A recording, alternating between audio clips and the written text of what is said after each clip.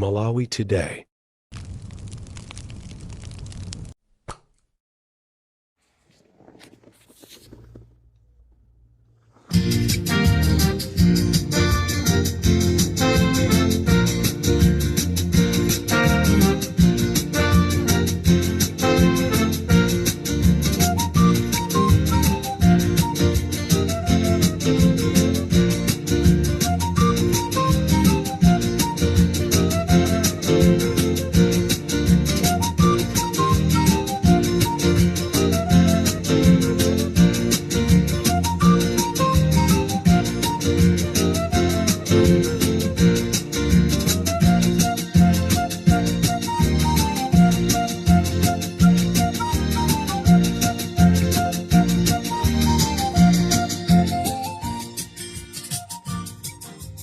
Chidzulo chabwino amalawi nonse konse kumene muli. This is Comrade Ntanyiwa kuchokera kuja kumzuzu Court amalawi. Lighton Mangochi ndi mfulu. Lighton Mangochi ndi mfulu. Tikufuna tutithokoze kwa nonse amene mwabwera, nonse amene muli pano pa mzuzu pa court kuzapereka support kwa Lighton Mangochi. Tukufuna ife ali mpopo tikunyadireni. Tufuna tithokoze President wa Malawi First Boni Kalindo amene tinali nawo kuchokera dzulo chifukwa tafika kumzuzu dzulo, amene tinali ndi akalindo dzulo kufika kumama wa lero.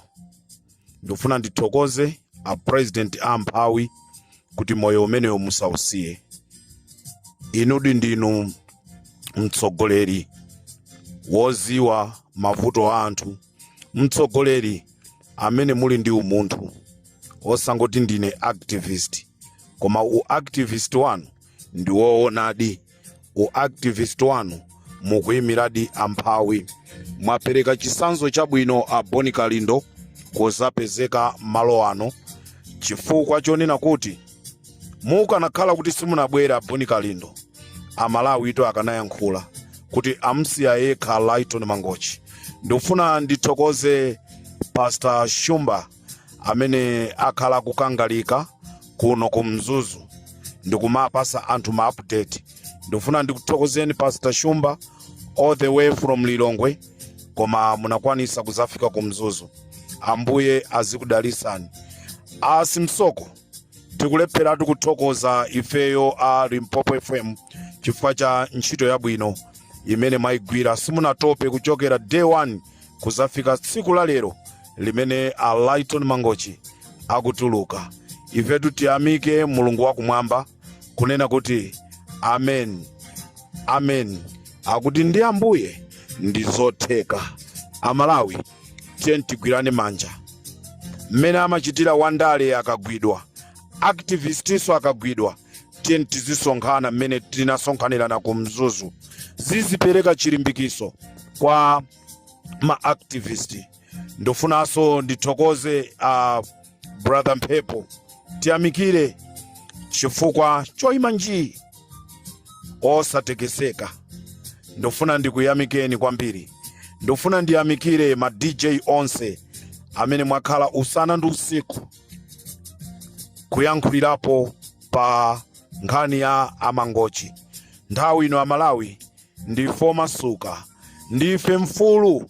Ambuye to akuti zosatheka ndi munthu zimatheka ndi iyeyo.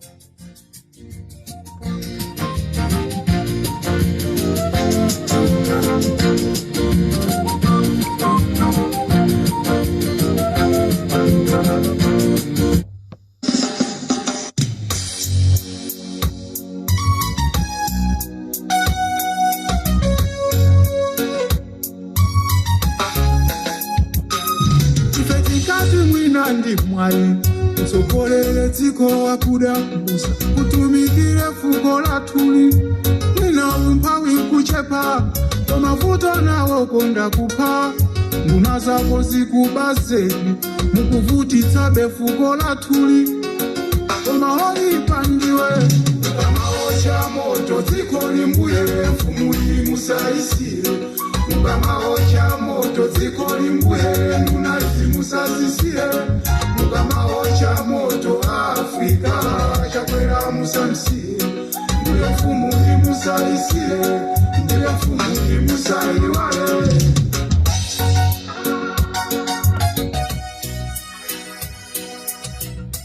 mumamva bwanji mukamamva nyimbo ngati zimene zizi mmalo moyimbiridwa nyimbo zokutamandirani kumakuyimbirani nyimbo za matemberero?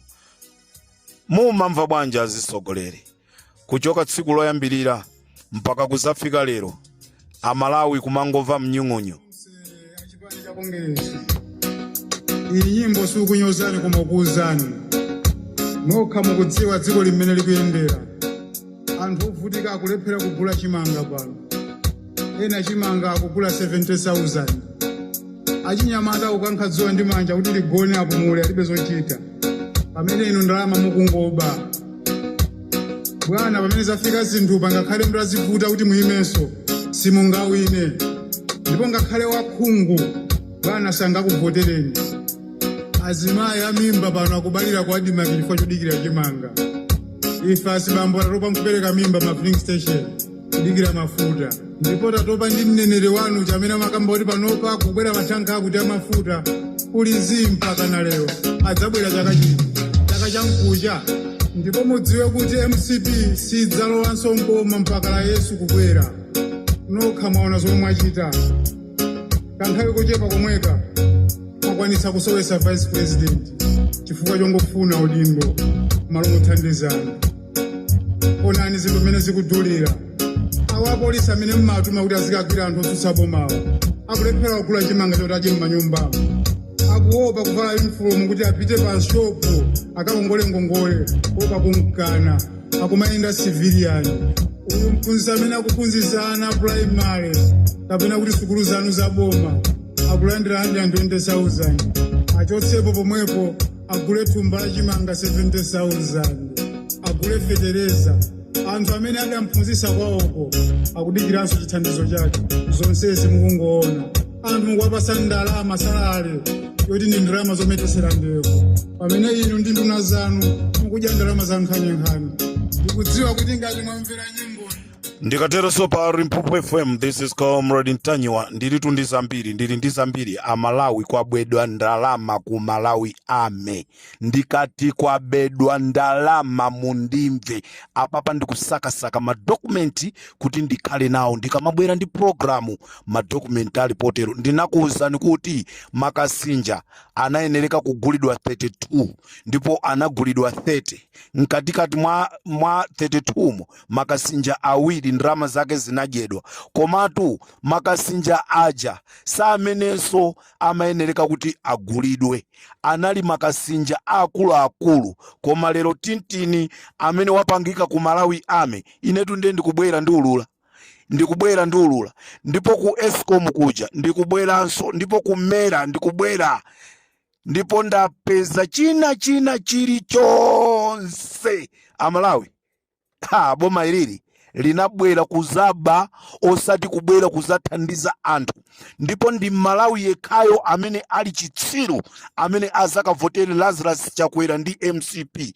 Okhawo amene ali opepera ndi amene akavotere Lazarus Chakwera ndi chipani cha Malawi Congress. Amalawi, don't dare.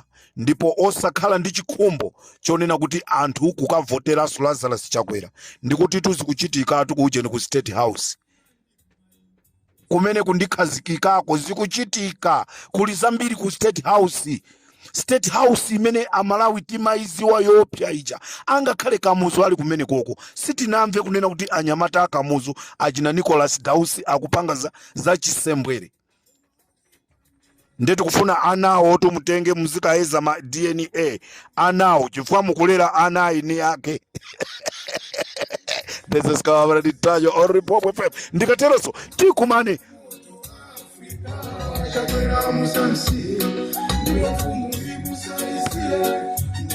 nkhani yaikulu ndionena kuti Alaiton Mangochi ndi mfulu. Alaiton Mangochi ndi mfulu. Ifetu tingoti kumwamba kudyere nyama.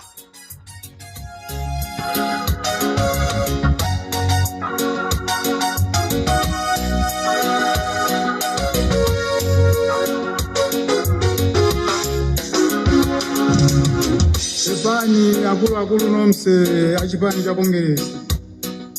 Iyi nyimbo sukunyozani kumakuza.